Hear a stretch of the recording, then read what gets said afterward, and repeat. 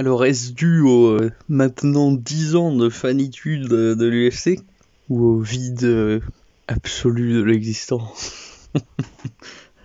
Mais je trouve que l'engouement, en tout cas l'intérêt pour les événements de l'UFC, il s'est quand même vachement réduit. Il a quand même pris un coup dans l'aile. Alors est-ce dû à un Dana White plus policé, moins brutal, qui force moins ses combattants à être dans la polémique, à être dans les scandales, en tout cas moins les inciter à ça, moins les inciter au chaos? Ou est-ce seulement moi qui suis en plein délire? Ça ferait à vous de le dire et de le déterminer. J'ai l'impression d'une période de mou pour l'UFC. Après, ça peut être aussi les flots de sel que je relâche en constatant pas seulement une stagnation avec l'effondrement des vues de la chaîne, bon, surtout sur Insta et TikTok. Sur YouTube, on va dire que ça se passe pas trop mal, mais j'ai l'impression d'être dans l'époque du curseur à 100%. Pour réussir, il faut être soit Auktua, l'autre qui parle de cracher sur des hommes, soit être un énorme mongolien qui prank les gens au risque de se prendre une balle ou un coup de couteau. Mais franchement, trouver un espèce de juste milieu qui permettrait de percer, un équilibre entre un peu d'information mais aussi un peu de déconnade, on dirait que c'est plus trop d'actualité pour percer ça. Et soit il faut être hyper outrancier, soit pistonné quoi. C'était mon instant rage. Pour passer à l'événement de cette semaine, voilà quoi. Bon, c'est tellement chiant que je vais être obligé de parler un peu du Bellator, probablement pour votre plus grand plaisir, puisque vous êtes sûrement assez nombreux quand même à suivre Ousmane Nurmagomedov, un autre coopté, un autre pistonné, qui peut remercier Khabib. Non, après je dis ça, mais il est très bon, c'est un combattant prometteur. Burns versus Brady, par contre, c'est vraiment la maintenant vieille génération avec Burns qui a 38 ans contre la nouvelle, mais des deux côtés c'est mollasson quoi. C'est autant de panache que seront dans les anneaux de pouvoir qui se traînent comme un blob et qui bouffent des rats et des scolopendres. Pour en gros le diable, c'est quand même ça peut la honte quoi. Puis c'est encore plus la honte pour tous ceux qui perdent ou qui se font humilier par lui, parce que franchement...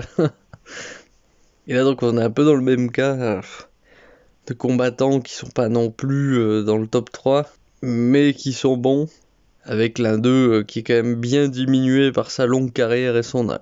Inversement, Brady, il est premier à la stagnation entre le top 10 et le top 5, mais je le vois mal rester dans le top 3 ou faire des étincelles dans le top 3. Brady, il fait 1m78 pour 184 cm d'allonge.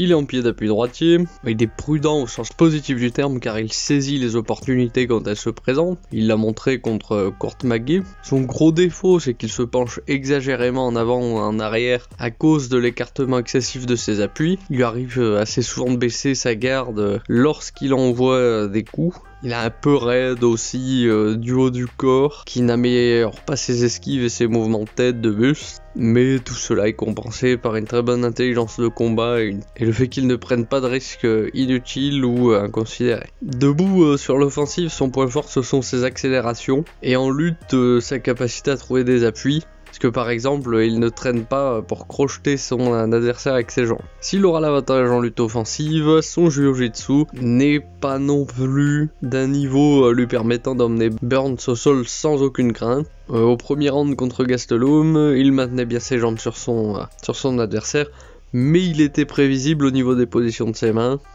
S'il ne devrait pas pouvoir placer d'étranglement arrière contre Burns.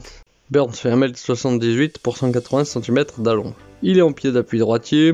Debout, il est généralement sans surprise parce qu'il a tendance à toujours répéter les mêmes schémas. Son anglaise est limitée car déjà il a des appuis qui sont pas idéaux dans leur écartement. Il a beaucoup de mouvements superflus qui réduisent son efficacité, avec notamment son plus gros problème, c'est le manque de caractère compact de ses attaques, surtout en anglaise je dirais.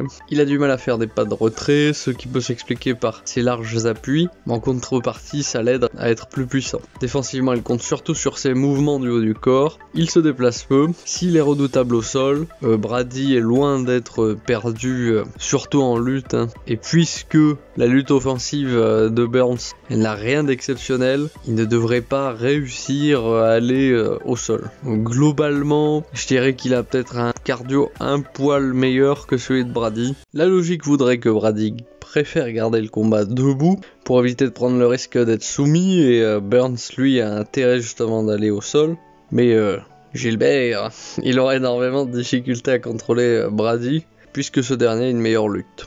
En définitive, le combat il devrait rester debout, et Brady devrait l'emporter par décision partagée, parce qu'il marquera pas mal de points dès qu'il accélérera.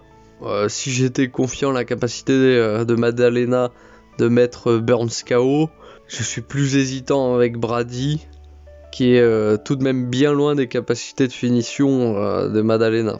Pour ce qui est des cotes, Brady 1,60 et Burns 2,15.